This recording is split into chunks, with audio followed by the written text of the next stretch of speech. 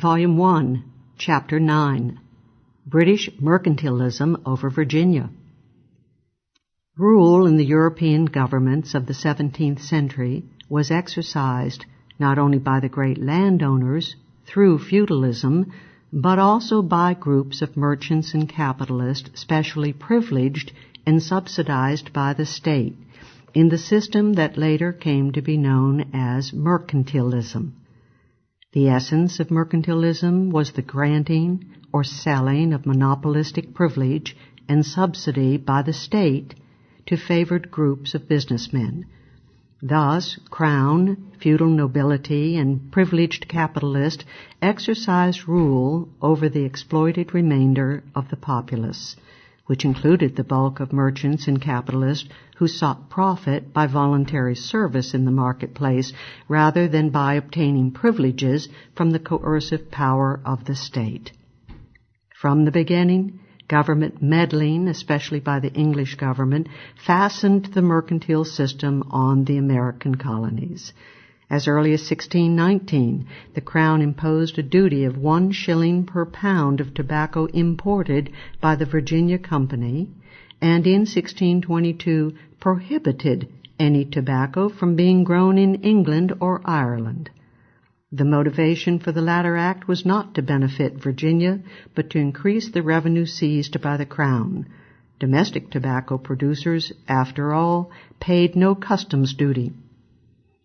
In 1621, the Crown indeed delivered a grave blow to the Company and to Virginia by prohibiting the colonists from exporting tobacco or any other commodity to any foreign country without first landing in England and paying customs duty there. It was in vain that the Company protested that other English subjects and companies were allowed to sell their goods in the best markets, that the edict would cripple the tobacco cattle trade with Ireland, that many Virginia products were not saleable in England. The sweetener for the Company in this network of restriction was the granting in 1622 to the Virginia Company of the monopoly privilege of importing tobacco into England and Ireland. The supposedly liberal Sir Edwin Sandys had led the intra-company fight to accept the monopoly, and he and his faction were appointed to manage the monopoly at extravagant salaries. In the period of the Republic, Parliament, as we have seen, hardly reluctant to impose mercantile restrictions for the benefit of merchant groups, began the famous series of Navigation Acts. In 1650, it outlawed foreign ships from trading in the colonies without a license, thus striking a blow at efficient Dutch shipping. The following year, it decreed that no goods from Asia, Africa, or America could be imported into England or its colonies except when the owner and most of the crew were English or English-American. It also prohibited imports of foreign goods in entrepot trade from countries where the product did not originate, prohibited the importation of fish by aliens, and outlawed all participation of foreign ships in the English coastal trade. These were blows to the efficiency and prosperity of inter-regional trade and to the property, actual and potential, of the colonies, all for the special privileges accorded to inefficient ship owners. To enforce these sweeping prohibitions required a bureaucratic apparatus mighty for the time and place, including a network of paid government informers. So strict was the enforcement that not enough English vessels existed to replace the outlawed Dutch shipping, and grave complaints of shortages spread throughout the English colonies in the Americas, including the West Indies. The rebellious Virginia Assembly asserted in 1655 that freedom of trade would be maintained and demanded that sea captains pay bond not to molest Dutch or other foreign shipping. England, however, continued to tighten its mercantile restrictions, especially after monarchical rule had been restored. Thus, the Navigation Act of 1660 provided that no goods whatever could be imported into or exported from any English colony except in English-owned ships, of which at least 3/4 of the crew must be English, and compelled certain important enumerated colonial products, including tobacco, to be shipped only to England, thus outlawing colonial export trade in these goods to any other country. All ships leaving the colonies were required to give bond that they would not ship the goods elsewhere. The Navigation Act of 1662 extended these privileges. All future ships not built in English shipyards were now to be excluded from this colonial trade. The mercantilist structure of the Navigation Acts was completed in 1662 with the exclusion of all European goods, except for a few commodities, from the colonial market, except as shipped from English ports and in English-built ships. Colonial governors were charged with the responsibility of enforcement of the navigation laws, but in practice the power was delegated to a naval officer appointed in England. The navigation laws continued to be tightened still further. The Navigation Act of 1673 moved against the attempt of the planters to maintain some of their tobacco trade by selling to other colonies. The Act placed a prohibitive tax of 1 penny on each pound of tobacco shipped from one colony to another, and appointed customs commissioners to collect the duty. This act crippled the flourishing tobacco trade with New England. More sweeping was the Navigation Act of 1696, which confined all colonial trade to English-built ships, enlarged the powers of the colonial naval officers, and gave the provincial custom officers the right of forcible entry, which they already enjoyed in England. The act led to the establishment of vice-admiralty courts in the colonies to enforce the regulations. Operating under Roman law, a vice-admiralty court could try and convict without having to submit the cases to colonial juries, which were almost unanimous in their sympathy with any arraigned smugglers. We have mentioned the drastic fall in the prices of tobacco in the 17th century. Much of this drop was due not to the great expansion of the Virginia tobacco crop, but to the Navigation Acts and their smashing of the export market for tobacco in Holland and other countries in Europe. Before the Navigation Acts, the Dutch had paid 3 pence per pound for Virginia tobacco. After the Acts, the tobacco price had fallen to half a penny per pound by 1667. The fall was aggravated by the heavy losses of the English tobacco fleet in the wars with Holland, the Dutch wars of 1664, 67, and 1672-73. To offset the crisis, Virginia turned to domestic mercantilism, compulsory cartels to raise tobacco prices. But since such an increase could only be accomplished by coerced restrictions on tobacco acreage, this meant that tobacco markets were not being widened, and prosperity could not be restored to the colony as a whole. In a compulsory tobacco cartel, some tobacco producers could only benefit at the expense of others and of the rest of the colony's population. In brief, quotas based on existing production must privilege the inefficient grower and the large grower about to fall behind in the competitive race, and discriminate against the efficient and the new up-and-coming planters. In the plant-cutting riots of 1682, the planters, benefiting from the quotas, organized bands of vandals to go from plantation to plantation, destroying the tobacco crop. The protection from foreign competition accorded by the Navigation Acts to British shippers not only ruined the Virginians' tobacco market, and that of neighboring Maryland's planters as well, it also raised the price of the gamut of imported goods now confined to British ships. Thus Virginians suffered doubly from the imperial restrictions. English enforcement of the Navigation Acts was unfortunately rigorous, especially in the southern colonies. 3 wars of aggression against the Dutch between 1652 and 1675 drove the Dutch, the more efficient of England's competitors, out of the Chesapeake trade. The very geography of the Chesapeake Bay area made enforcement easy. The English Navy needed only to control the narrow entrance of the bay to keep foreign ships from buying or selling to the Virginia or Maryland plantations.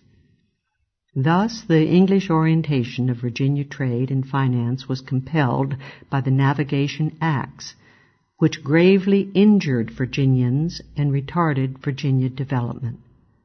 Furthermore, the canker of slavery was also due partly to the Navigation Acts. The economic pressure of the acts on the planters led them to look to slavery as a way to cut costs by exploiting forced labor. Moreover, the English government forbade Virginia from restricting the infamous slave trade, the monopoly of which had by the wars against the Dutch been assured to British traders. John Bland, a London merchant who had traded with the Dutch in Virginia tobacco, presented the excellent case of the Chesapeake planters against the Navigation Acts, but unfortunately to no avail. Added to the devastation caused by the Navigation Acts was the burden of increased taxes. In addition to the crippling penny a pound on all coastal tobacco trade imposed in 1673, the hated poll tax was reimposed. In his first years of rule, Governor Berkeley had abolished the poll tax, which, being levied equally on all, particularly burdened the poorer strata of the population. In 1674, however, when Berkeley reintroduced the poll tax, a number of farmers assembled with their arms in Kent County to prevent collection of the new taxes by force if necessary. This incipient tax rebellion was dispersed upon Berkeley's proclamation that tax rebels would be accounted guilty of treason and punished accordingly. Greatly adding to the grievances of most Virginians was the steady accumulation, ever since his reappointment, of absolute rule in the hands of Governor Berkeley and his clique of allies in the great planter oligarchy. No sooner was he reappointed governor than Berkeley seized control of the House of Burgesses. He filled the seats with his own henchmen and repudiated the Virginia tradition of frequent elections. In fact, he refused to call any election for the House of Burgesses from 1661 on, and only called meetings of the Assembly at his pleasure. Any recalcitrant burgesses were bribed with public offices, all of which were appointed by the governor. Berkeley's absolute control of the council, always dominated by the governor, was assured by the fact that the bulk of the councilors were allowed to die without being replaced, were not called together, or were out of reach. Now Berkeley was in full control of both houses of the Assembly. In 1670, Berkeley and the Assembly further tightened oligarchic control by taking the franchise away from non-land owners. Berkeley also assumed supreme judicial power as president of the General Court of the colony. Oligarchic control by the leading planters over local government was further tightened. The vestries, for example, became self-perpetuating local governing bodies. County courts made up of the great planters met in secret to impose the county levy, which more and more placed tax burdens on the poor.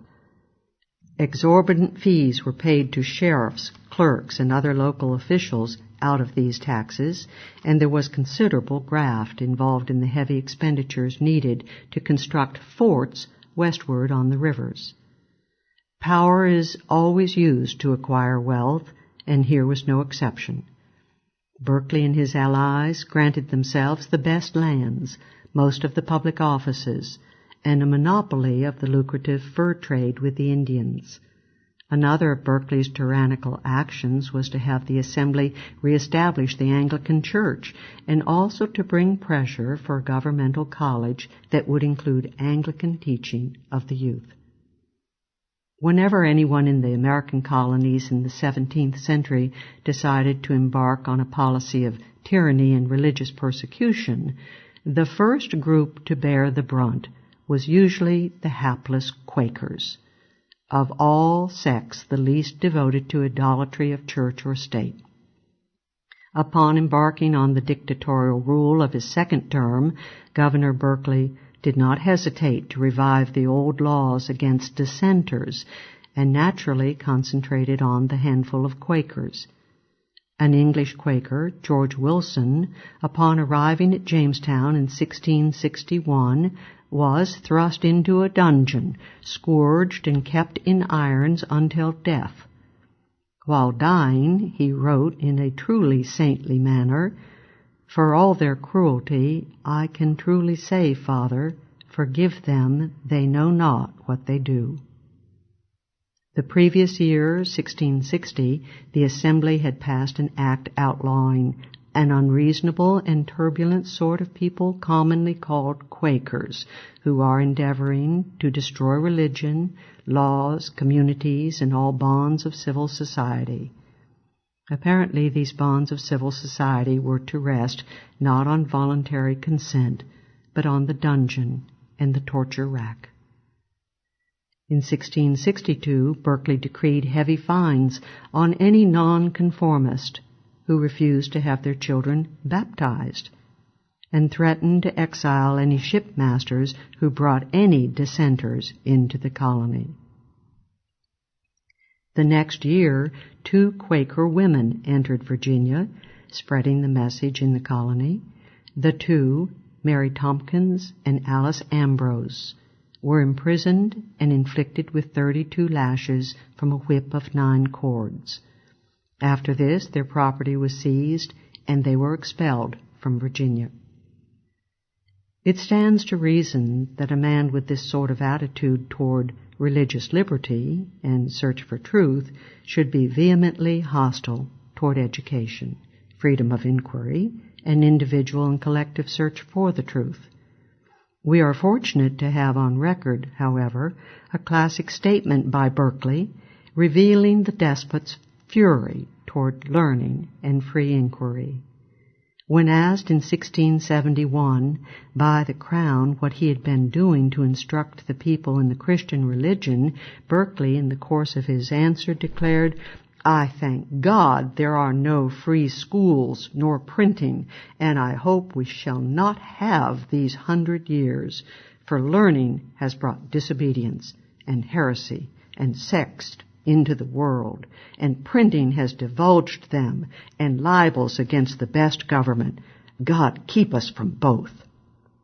Learning and culture apparently were to be reserved to the safe hands of the ruling class, and were not to be permitted the ruled, who might learn enough to want to cast off their chains.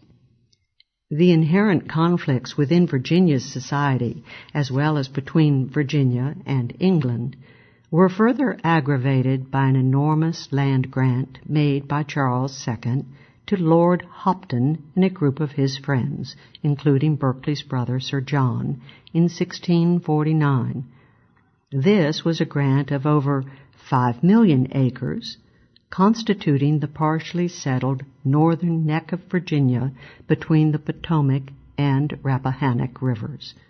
The Hopton grant was assigned to Lord Culpeper in 1689. Even more startling was the joint proprietary grant of all Virginia in 1673 to 2 royal favorites, Lords Arlington and Culpeper, for a term of 31 years. The latter grant generated fierce opposition in Virginia because, for one thing, the Crown had been collecting the quit rents on Virginia lands in haphazard fashion, whereas Lords Culpeper and Arlington could be expected to make the best out of their feudal grant. The new proprietors were given the power to establish churches and schools, to appoint ministers and teachers, and they were given the power to appoint the sheriffs and other officers, to grant lands, and to create towns and counties. Suddenly, the Virginians were now confronted with the specter of absolute proprietary feudal rule, as well as the deprivation of all their liberties and their considerable measure of home rule. Indeed, no guarantees for the rights of Virginians were included in the Arlington-Culpeper Grant. The alarmed Assembly met the following year, 1674, and protested that the grants would threaten the rights of the people, impose upon them new rents and dues, new grants and levies, and deprive them of the present protection of their rights and properties. The Virginians insisted that they wanted no privileged proprietors, whether individuals or chartered company, standing between them and the Crown and exploiting them still more. At heavy expense, the Assembly sent commissioners to London to ask for removal of the grant. The negotiators eventually persuaded Lords Arlington and Culpeper to abandon all claims on the colony, except quit rents and escheats, revenue from intestate estates. Pressures by the indignant Virginians had ended the threat of proprietary government over the Virginia colony. In the course of the negotiations, the commissioners and the two proprietors agreed that Virginia should buy back the vast Northern Neck grant for £400 to each proprietor, and that the quit rents on the remaining lands should continue to be paid to the Crown, thus ending feudal quit rents in the colony. The proprietary grant of 1673 was to be revoked and no further grants made without consulting the Virginia Council. A new liberal charter in preparation would have provided that the governor and the members of the Council of Virginia must be residents of the colony, and that no taxes could be imposed on Virginia without consent of the House of Burgesses. The charter drawn up by the King's Solicitor General declared that the taxation provision contains that which we humbly conceive to be the right of Virginians, as well as all other Englishmen, which is, not to be taxed but by their consent, expressed by their representatives. Unfortunately, this new charter was blocked upon the outbreak of rebellion in Virginia in 1676. Neither did the losses suffered by Berkeley's administration in the Dutch War during 1673 endear the government to the people of Virginia. One of the principal motives of the aggressive English war against the Dutch, beginning in 1672, was to drive the Dutch out of the Virginia trade. The Dutch attacked Virginia and succeeded in sinking 11 Virginia merchantmen laden with tobacco. Neither the war nor the losses were calculated to gain the support of the populace. Indeed, many Virginians, oppressed by English rule, welcomed the Dutch invasion and the prospective shift of sovereignty to the Netherlands. If we consider, then, the situation in Virginia in the mid-1670s, we can see the accumulation of grievances and the aggravation of conflicts.